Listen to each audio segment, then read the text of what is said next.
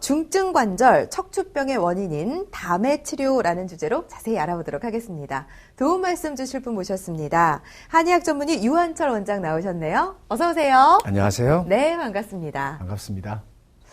저희 프로그램에서는 시청자 여러분들의 상담 전화 기다리고 있습니다. 방송 보시다 궁금한 점이 있으시면 아래 나가는 전화번호로 주저하지 말고 연락 주시기 바랍니다. 자, 척추 질환은 현대병이라고 많이들 표현을 하죠. 정말 많은 분들이 고생을 하고 있고 또 그만큼 또 병원에 내원을 하기도 하고 치료를 받기도 하거든요. 근데 사실 잘 낫지가 않는 것 같아요. 도대체 왜 이렇게 관절이나 척추병은 잘 낫지 않는 걸까요? 관절 척추 질환의 가장 주범은 염증이다. 그 염증이 만성화되면 담이라는 것이 된다. 즉 관절 척추에 염증이 만성화돼서 담이라는 형태로 끼어들게 되면 곧 중증 질환으로 발전하게 되는 것이죠. 아, 그렇군요. 가령 예를 들어 한번 들어볼게요. 예. 간에 염증이 생겼다고 하는 것을 간염이라고 하지 않습니까? 그런데 그 간염이 조금 오래되면 뭐라고 하죠? MC님 아시나요? 간경화라고 맞습니다. 하죠. 네. 잘 알고 계시네요. 간경화 다음엔 뭐가 되죠? 간암. 네, 그렇게 이제 전이가 되는 거죠. 예. 그 간경화라는 것이 염증이 심해져서 제대로 치료가 하지 않았을 때 간이 딱딱하게 되는 상태를 간경화라고 합니다. 네. 이와 마찬가지로 꼭 간에만 염증이 생기라는 법이 없죠. 우리 관절 척추 질환에도 관절 척추에도 염증이 만성화돼서 이제 담이라는 형태로 끼게 되죠. 네. 이렇게 해서 우리가 이제 고칠 수 없고 많이 고통을 받는 중증 질환이 되는 것입니다. 네. 사실 뭐 잠을 잘못 자면 목에 담이 걸릴 수도 있고 어깨가 뭉칠 수도 있지만 어떻게 척추나 관절에는 염증이 생기는 건지 이게 참 궁금하거든요. 과로라든지 아니면 뭐 질병에 걸렸다든지 하면 정상적인 흐름이 막히게 돼요. 네. 그러면 물이라고 하는 생리적인 특성을 잃고 네. 병리적인 특성으로 바뀌어 버립니다. 즉 수돗물처럼 그렇게 콸콸 나와야 되는 순환이 돼야 되는 그런 물이 어떤 원인에 의해서 막히게 되면 시궁창처럼 물이 썩게 되겠죠. 아, 그렇군요. 네. 그게 이제 병리적인 수분이라고 얘기를 하죠. 네. 그걸 곧 담이라고 합니다. 그 담이 가만히 있지 않고 어쨌든 배출을 시켜야 되는데 가장 흘러가기 좋은 부위가 관절과 척추 질환이에요. 네네. 그래서 관절과 척추에 담이 끼게 됩니다.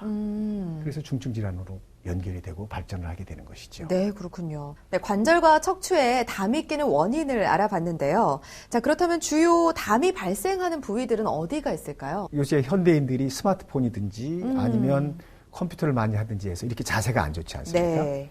이렇게 자세가 안 좋을 때 가장 많이 끼어드는 부분이 척추 부분이에요. 네. 지금 그 첫 번째 그림이 척추에 담이 끼어들어서 각종 척추 질환들, 가령 예를 들면 디스크라든지 또 협착증, 척추염 이런 것들이 생기는 것이죠. 네네. 다음 그림을 보면 또 잘못된 자세에 의해서 허리를 많이 다치게 되죠. 네네. 이 역시 허리가 다치게 되면 염증이 생기면서 염증이 제대로 치료되지 않았을 때 담으로 발전을 하고 이 그림처럼 역시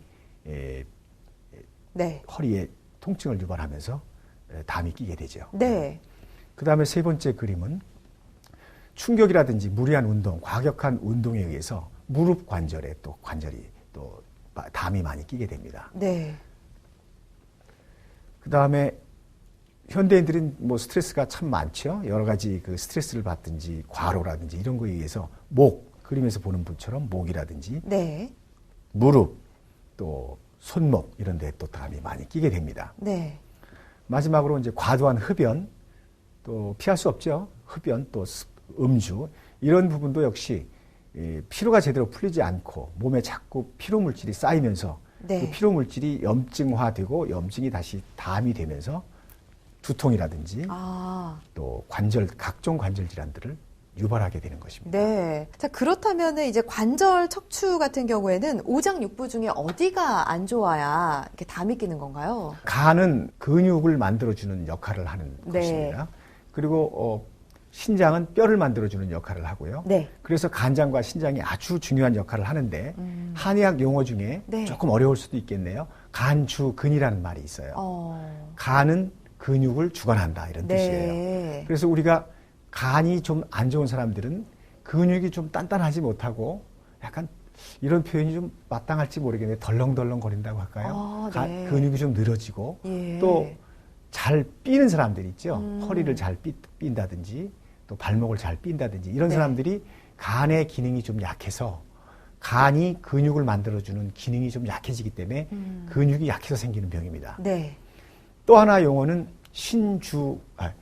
네. 또 하나 용어는 신주골이라는 게 있어요. 네. 신장은 뼈를 주관한다는 얘기예요. 아. 그래서 우리가 신장을 보강시키고 강하게 만들기 위해서는 우리 그 사골국물인가요? 네. 그거 먹는 거 있잖아요. 네. 그 사골국물을 먹는 게 보통은 양방적으로는 칼슘을 많이 칼슘을 많이 섭취한다는 것으로 얘기를 하는데 네. 사실은 한방적으로는 바로 신장으로 가서 신장을 보강하는 역할을 하기 때문에 그만큼 중요한 것입니다. 네.